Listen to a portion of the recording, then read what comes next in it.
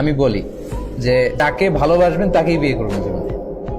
যাকে আপনি ফিল করেন যে ইউ লাভ হিম, লাভ হার, তাকেই আপনি বিয়ে করবেন। তা না হলেই ঝামেলা। ভালোবাসাটা ফিল না করলে বিয়ে করা যাবে না। ঘটনা এখানে শেষও নেই, আসল ঘটনা সামনে। যদি তোমরা কেউ কাউকে প্রপোজ করো, তখন যদি ওই মেয়ের কিছু অংশ, তার চেহারা, তার শরীর, তার দেহ সব মিলে তাকে দেখে এমন কিছু দেখে নেওয়া যায় যেটা তোমাকে তাকে বিয়ে করার প্রতি উদ্বুদ্ধ করবে, সেজন্য এটা করে। এই হাদিস শুনে জাদা আবু দাউদ উনি অতিরিক্ত বর্ণনা করেন যে কলা জাবের বলল ফা খতাবতু জারিয়াতান, এরপর একটা মেয়েকে আমি প্রপোজ করলাম, ফা কুনতু আতাখাব্বাউ লাহা, এরপর প্রপোজ করার পর থেকে আমি তার জন্য লুকিয়ে লুকিয়ে তার দেখতাম। আল্লাহ রাসূলের সাহাবী। হাত্তা রাআইতু মিনহা, এরপর আমি তার এমন কিছু দেখে নিলাম, মা দাআনি ইলা নিকাহিহা, যেটা তাকে বিয়ে করার জন্য আমাকে পাগল পারা করে দিল। মানে আমার খুব মন চাচ্ছে আমি তাকেই বিয়ে করব।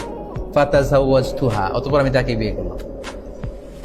তাহলে অনেক সময় এমন লাজুকতা কাজ করে অনেক ছেলের, মেয়ে আসছে তার দিকে তাকাইতেই পারতেছে না, সে এরকম হয়ে আসছে, লাল হয়ে গেছে, হতে পারে, এটা ভেরি সিম্পল। তখন আপনি লুকিয়ে তাকে দেখতে পারেন, মানে শালীন ওয়েতে আর কি। লেটস সে সে পাশে বসে খাচ্ছে, আপনি দেখলেন তাকে, সে কলেজে যাচ্ছে, একটু দেখে নিলেন।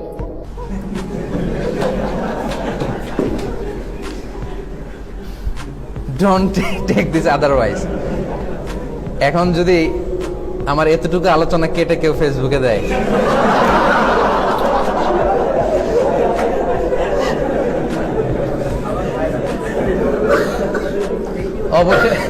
অবশেষে একই বললেন মিজানুর রহমান আছে। কিন্তু আগে আগে যে আমি স্টেপ বাই স্টেপ আমার শ্রোতাদেরকে নিয়ে আমি আগাতে আগাতে এ পর্যায়ে আসছি, এটা কিন্তু মিসিং। সো তাহলে যদিও কথাটা শোনা যাচ্ছে কেমন যে কি কলেজে গেলে কি টিজ করতে যাবো নাকি তাকে, না, টিজিং করার জন্য তো না।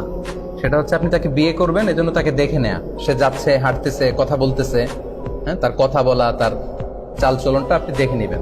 এমন কিছু দেখে নেবেন যাতে করে তার প্রতি আপনার ফিলিংস তৈরি হয় এবং ভালোবাসতে উদ্বুদ্ধ হন এবং বিয়ে করতে আপনি ডিসাইড করতে পারেন। এই পয়েন্টটা ক্লিয়ার না?